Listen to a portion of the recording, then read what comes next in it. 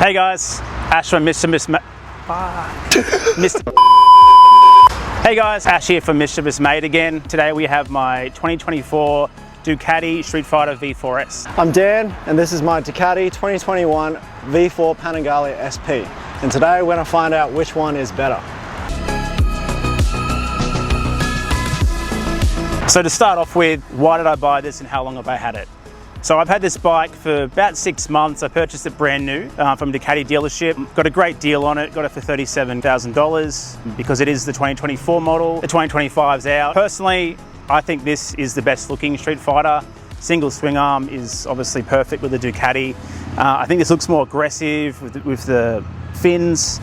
And obviously it's just a beautiful bike, runs really well. Yeah, the 2025, not a big fan of that one. Because Ash got that Street Fighter, I had to get a Panigale V4 SP edition. So I've had this for about 3 months. Bought it from Newcastle, New South Wales for about $43,000, so it wasn't cheap. I think that this is the best Panigale V4 there is without going to the V4R. So looking at this bike, I haven't had it too long. I have done a couple of pretty basic modifications.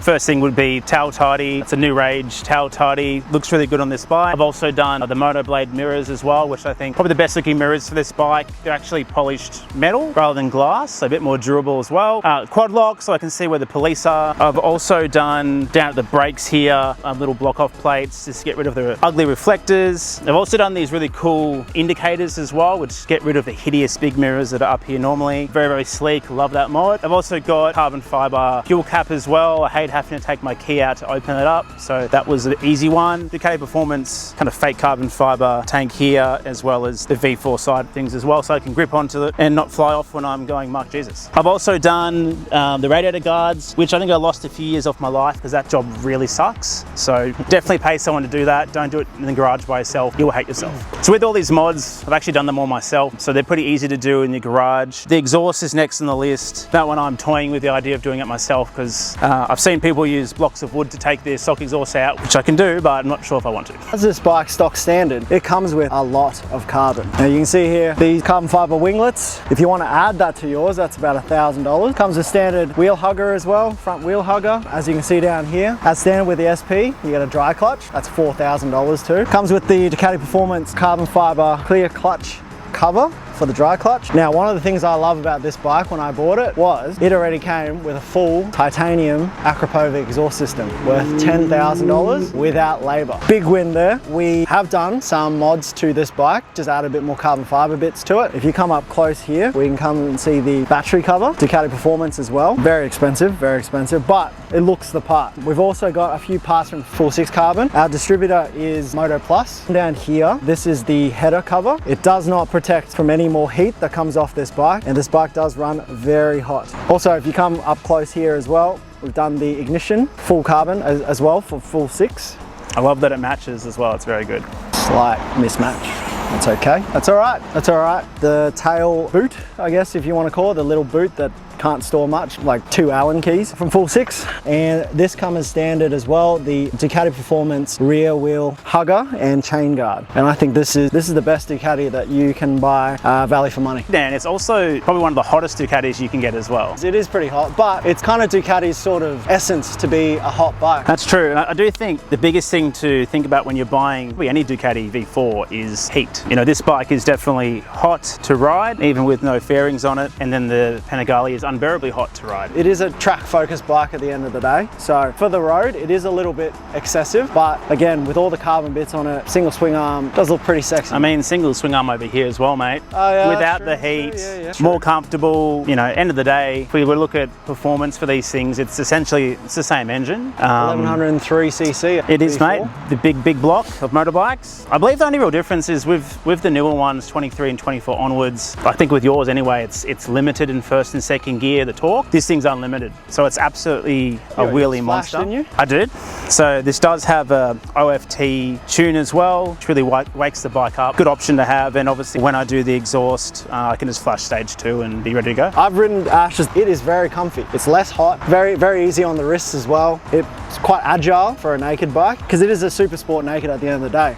But look, at the end of the day, I like my Panigale because it's the shape of it. If you like naked bikes, this is a winner right here. With this bike, it is probably one of the, if not the king of naked bikes. You know, you probably got like the M1000R. Yeah. It's probably the equivalent to this. A bit more carbon, but I think this bike in the Ducati red really pops.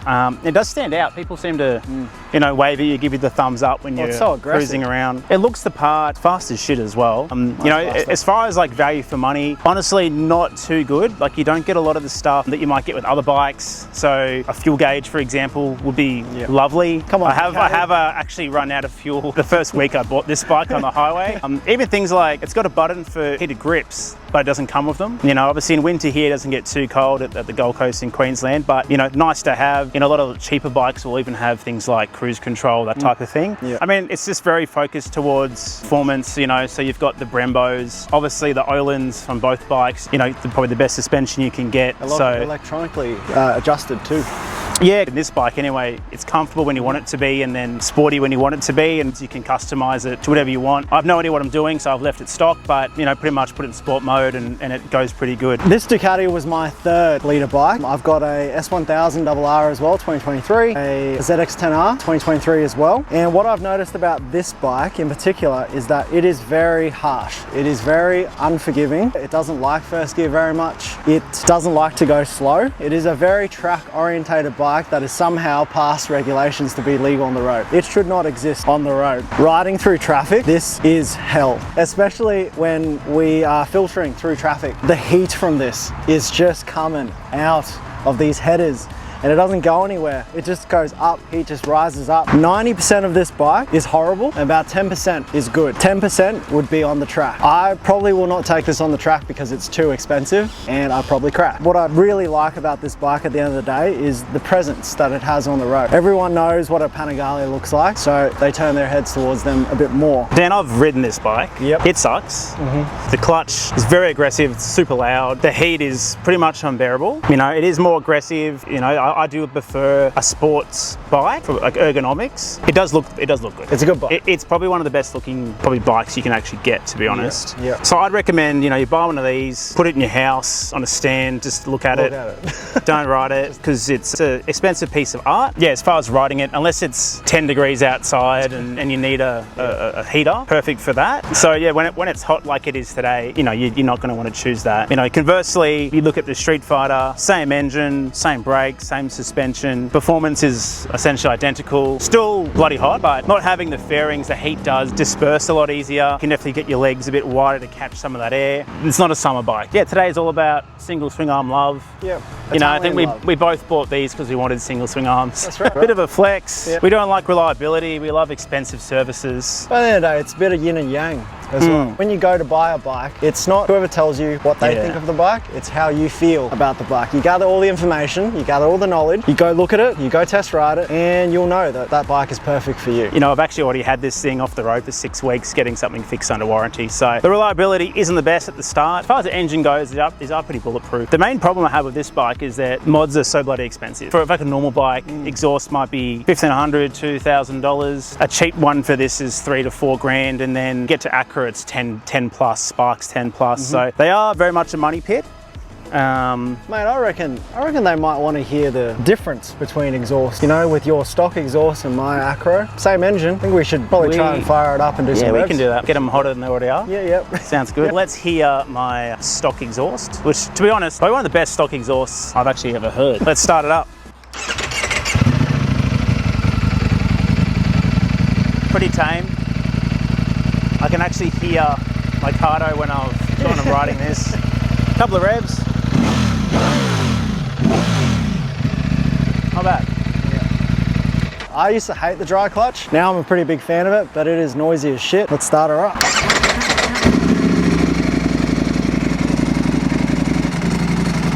Can't hear much in terms of the helmet.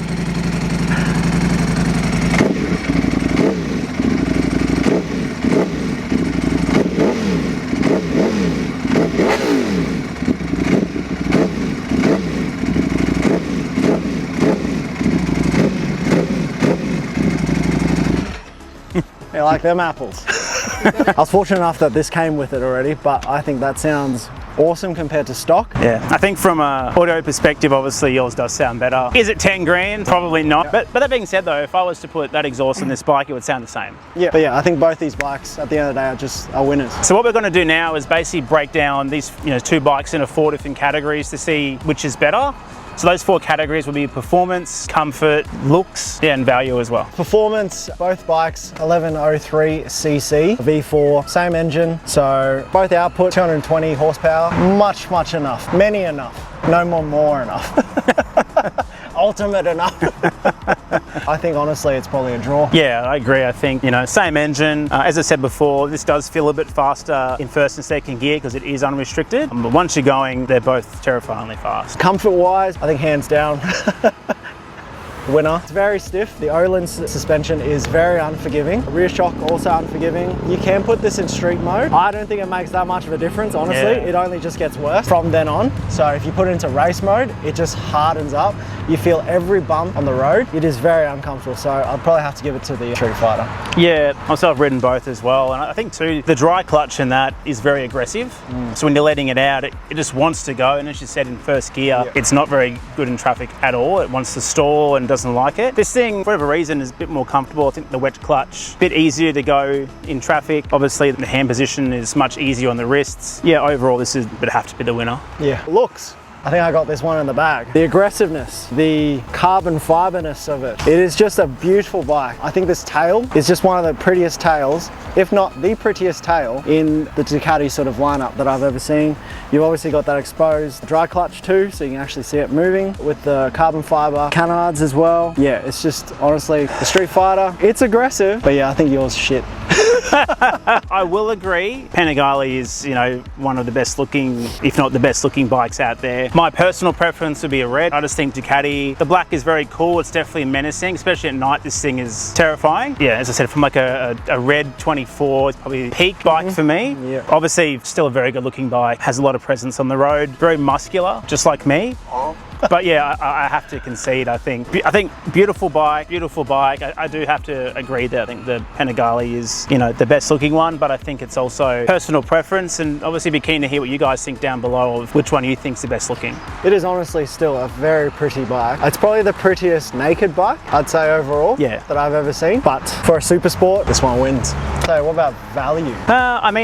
Depends. This bike costs $53,000 brand new. It probably has to have about 20K worth of carbon parts and an Akrapovic exhaust as well to get it to this sort of state. I don't think that's very good value for money. I bought this bike brand new for $37,000. They are about 40 grand normally, but as it's kind of the last of the 24s, I got a good deal on it. As far as mods are concerned, I haven't done any big ticket items. It's been a lot of small stuff. Things like the mirrors, an example. I think they were, about $500. Plates $300. It has been tuned as well, an OFT tune. That was a bit over $1,000. So all in all, I've probably spent about 40 grand on this bike, which is a lot of money in the grand scheme of things, but I still think is pretty good value for what you get. So yours is a bit different because you bought yours second hand, so someone else already took the gut punch of the loss of money there. They've thrown money away. So as I said, this bike all in for me is about 40 grand. As I said, brand new with a warranty, which has got some value attached to it. Obviously it's tuned, but we can tune it back to stock if we need to. What do you think about yours? I think that, look, 43K, it's got an Akrapovic exhaust on it already. It came with a bunch of carbon fiber bits too. I would probably not pay $52,000 for this bike. I'd probably just stick to either a normal Panigale, or if I was into naked bikes, the Streetfighter. Yeah,